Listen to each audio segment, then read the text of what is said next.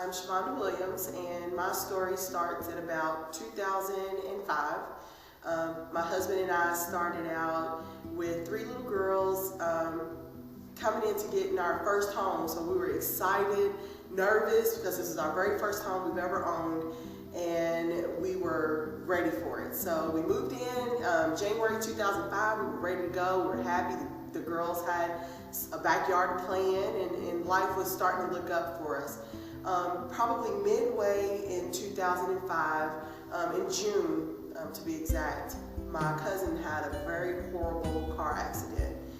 She was traveling on 264 and she flipped her car and got head-on hit by the oncoming traffic.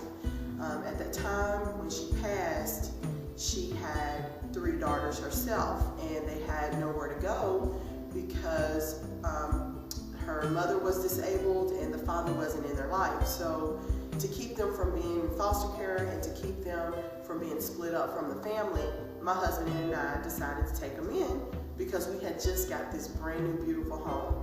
So it was a tough transition at first, trying to get over the grief and trying to make the families commingle and everybody living under the same roof.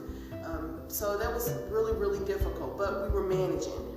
Probably a couple years after that, however, my husband lost his job. So that was a really, really tough blow because we just got this house, we just took in the girls, and life seemed to be getting better for us, and then we get hit with this curveball.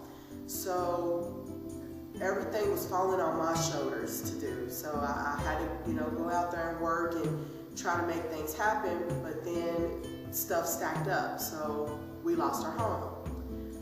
That was starting to be devastating to me because it just seems like when one thing happened, something else happened, and something else happened. And it was just like, I don't know if I can take much more of this.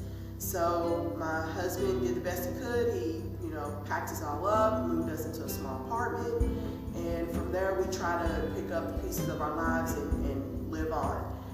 Well, as we are doing this, I get a little surprised that we were not waiting. We didn't even have a clue that I was pregnant. So in the midst of all this craziness going on, we did get a little happiness because we finally got our boy out of 6 girls, little BJ, and we looked at each other and was like, we have to do something because now he's here and we're in this small apartment and there's no way I'm going to be able to manage everything by myself. So my husband, hey, whatever I can do to help, I'm going to do that. So he went out and he did all he could, but it was kind of hard with infant, trying to go find work and trying to work as much as he could with this little baby.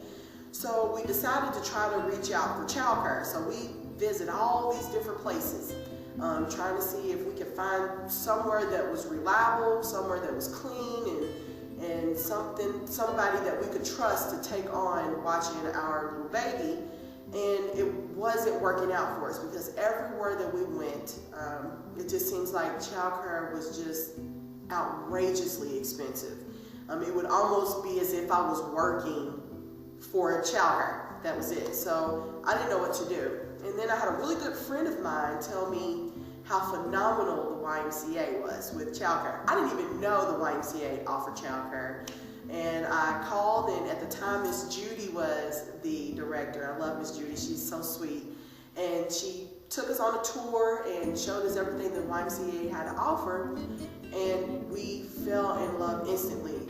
This childcare center is like no other. I mean, there were tons of things for the kids to do, and the staff is just phenomenal. But when we sat down and started talking those numbers again, I thought about the tears because I just knew I could not afford this.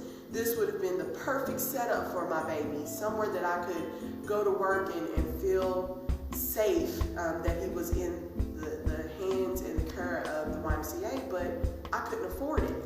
I didn't tell Miss Judy that at the time, so she thought maybe something was wrong. So she called and was like, okay, well, Shavonda, I hadn't heard from you, and I just wanted to see if you guys had found somewhere for your son to go? And I was like, well, let me just be honest with you, we didn't.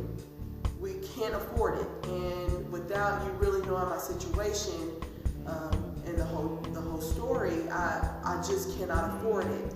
And I went on to tell her a little bit about, our background and what had happened in the past, and us trying to move on because my husband was really diligently trying to find somewhere to work, but we needed someone to take care of our son. So she, so sweet to me, she didn't want to offend me, but she was like, if you guys don't mind filling out the application for the Spirit program, we would love to see if you guys qualify, because that way, if you do, you will be able to get assistance with that child care costs. And if you can afford past that, we can work something out.